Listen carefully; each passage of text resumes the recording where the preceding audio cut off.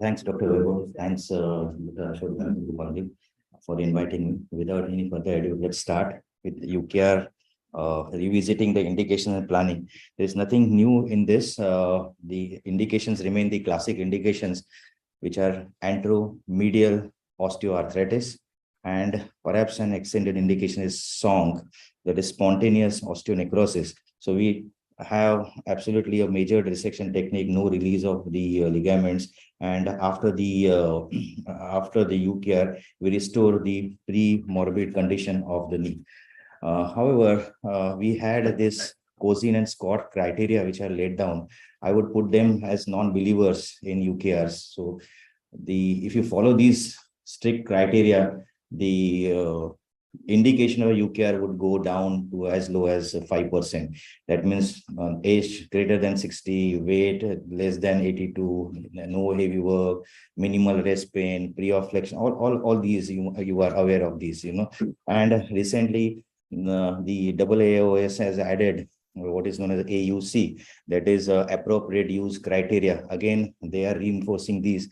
So if you use these criteria, I think the indication would be less than 5%. So I would call this sort of a North Atlantic divide between these. So these they are not believers in UKR. However, the Oxford, as they lay down the criteria, we have classical bone-on-bone osteoarthritis. Obviously, all inflammatory arthritis should not be done. You should have retained full cartilage in the lateral compartment, but osteophyte here and there on the lateral side does not matter. A small blister on the medial side of the lateral femoral condyle is not a contraindication. You should have functionally intact MCL and ACL. Patellofemoral arthritis on the medial side is not a contraindication. Lateral side, there should not be any damage, grooving, subluxation, and you should be able to flex the knee to 110 degrees. That is to prepare the, prepare the femoral condyle. You have here classical indications, extended indications. You can do in patients more than 40 years. Body mass index classically should be less than 30 kg per meter square. The activity level is not a contraindication. There's a nice paper by my good friend, old colleague, Dr. Hemant Pandit, and the Oxford group on unnecessary contraindications to UKR.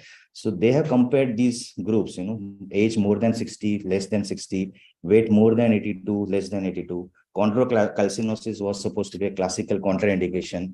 Patellofemoral, especially medial patellofemoral degeneration, is not in contraindication. Activity score, if you measure this in Tegner's scale, more than 5, less than 5, and Cosin's criteria, if they are fitting into ideal criteria, not ideal criteria, and they had long-term comparison of at least 10 years, and did not find any significant difference. I am talking about statistical difference in the survival rate in these two groups. So these are unnecessary contraindications.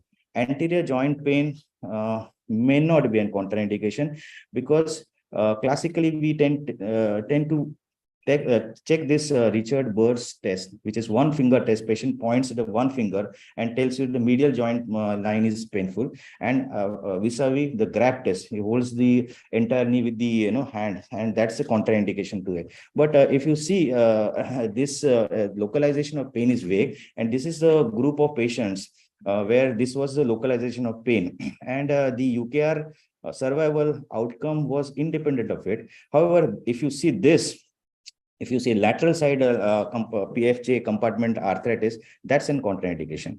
So as a planning, you would do standing AP lateral, valgus in 20-degree flexion, you do stress test. So what you need to do is, in the valgus, you have to see two things. One is correctability beyond neutral, and second thing is the lateral joint space should not close.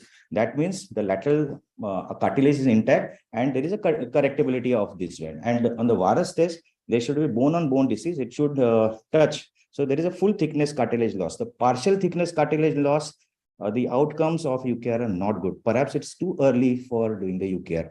Then you do a two lateral. I will tell you why do you need that. Skyline view to see the patellofemoral arthritis, and standing flex. Again, if you don't do the valgus stress at 20-degree flexion, there is Rosenberg or Schuss views. So if you put all these together, radiology, history, examination, surgeon's assessment, and prior investigation, not actually absolutely necessary, like orthoscopy or MRI, they're not necessary. In fact, if you do a prior, some surgery, then you have to delay the UKR.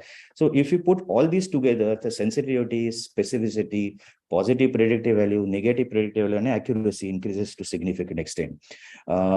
If you see classical indications on the left side, where you have to have only anteromedial, anterior mid medial disease, posterior cartilage should be intact. This is an annual osteophyte, and that's what. And if you see, this is quite sensitive for.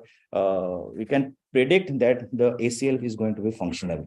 In the classical tests of Lachman and anterior or not cannot be performed in osteoarthritis. They are not at all sensitive.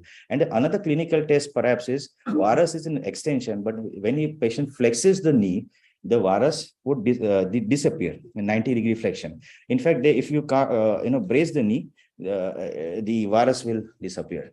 So in the lateral exercise, these are the signs which have been described of ACL present, ACL absent, and there is the lower third or lower two cases are where the ACL is gone. So in many times we feel that this UKR cannot be done, but it has been found, and this is by Stephen Hoyle, Mont, and others, that ACL is present. Many times you open the knee for the total knee replacement. It's present almost as in 78% of the cases. It may be in various stages. It may be intact, it may be frayed. If it's disrupted or absent, then you can't do the UKR. The MRI is not very helpful. Many times it's not very sensitive at all. You can classify these into intact, indeterminate, or absent. So classically, you should have this sort of a picture, your anterior or mid-medial disease. That's the indication. And we discuss these stress views. And can this be done in ACL deficient? That's perhaps an extended indication. But if you have functionally stable in elderly, if the knee is functionally stable, perhaps you may be able to do it. In the younger cases, younger age group, you may combine this with along with the ACL reconstruction.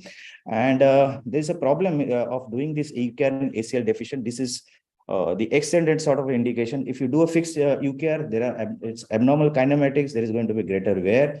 Mobile UKR will have spin-off. So this may be done with the ACL reconstruction, but the trajectory of this has to be different. It has to be more vertical. You may do it, especially fixed UKR, in the functionally stable knee in the elderly. The UKR with the robotic is like old wine in a new bottle. It allows accurate and precise alignment. We have a lot of kinematic placement is a buzzword of today, and you may be able to do that. There is a zero learning curve in the robotic as against 25 cases in the Oxford phase 3, and it may allow lateral, because lateral is requires more precision. It may allow lateral uni with the precision. So every time you do it, it's accurate and precise. That's this is from this article. Every time it's same way, it's accurate and precise. And what a robo cannot do everything for you. What surgeon has to do is patient selection, soft tissue handling, implant design, and fixation. Surgeon has to decide. But robotic will let you do implant positioning, soft tissue balance, lower limb alignment, and proper sizing perfectly every time.